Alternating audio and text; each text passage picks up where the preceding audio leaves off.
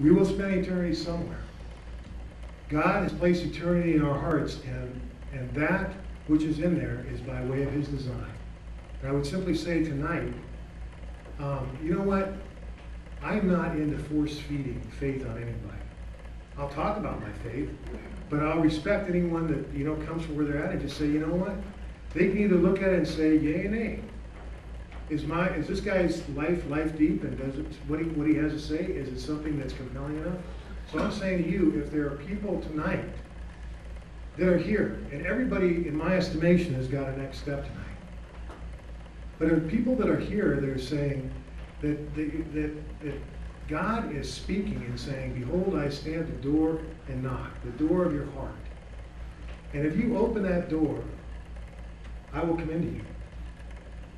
God is not going to beat the door down, but he's knocking. And the beauty of it is that God is always postured towards initiation. He's always moving towards us. And so tonight, I'll give you an opportunity just in a few minutes, and I'm not going to be up there very much longer, but I just wanted to say that for me, my relationship began with Christ when I just said, I give. It was wild in Anchorage when I was back up there another time with somebody. We were going fishing the same river, and the water was up high in the river, and basically this buddy and I were crossing, and as we're getting across, this guy's going, Alex, this is not a good idea. This water is really moving. And I just said, cinch your chest waders up high and just follow me.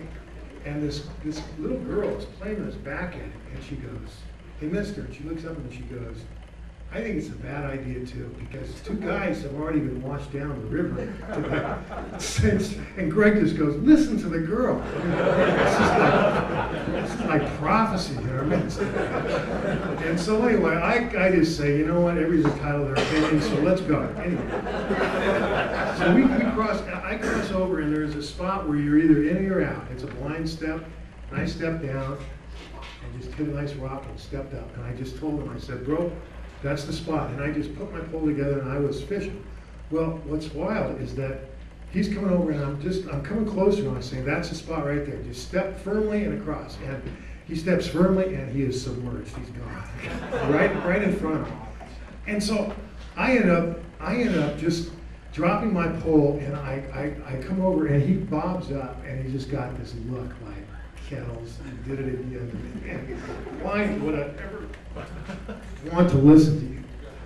So anyway, he extends his hand, and I just grabbed him, and he was getting to a place where it was getting it was getting dicey. So I pulled him back in.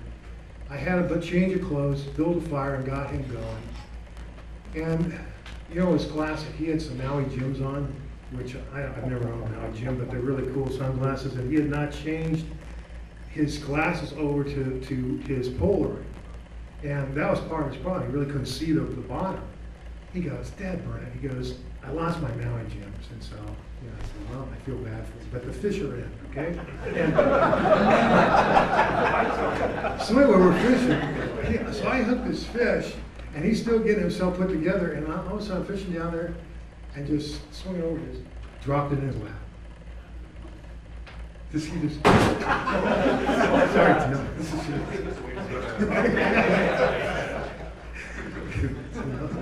no, I didn't mean to. But what happened was, it's classic. I'm fishing in about 8 feet of water that's really moving fast. And my coho fly snags these Maui Jims on the bridge, and I just raise them up and I just drop them in his lap, and he goes, you are not that good, guys.